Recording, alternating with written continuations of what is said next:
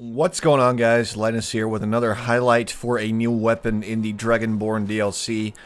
This one is not particularly useful unless you absolutely hate Horkers and you just go around all day smacking them in the face.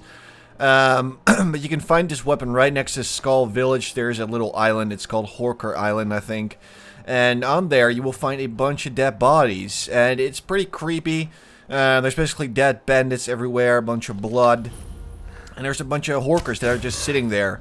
And if you kill all of them, this giant Horker shows up, you kill it, and you might actually expect that you get this weapon from him, but that's not actually the case.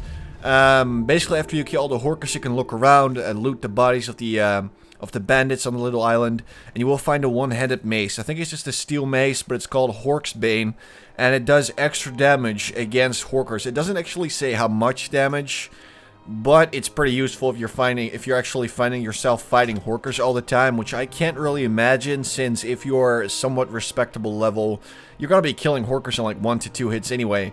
But it doesn't matter, you will find the mace there, right next to a dead bandit. You might actually have to pick it up off the ground, maybe you can't loot it off of him. I've heard people that could actually loot it off of his body. Some people have to pick it up off the ground. I was one of those people.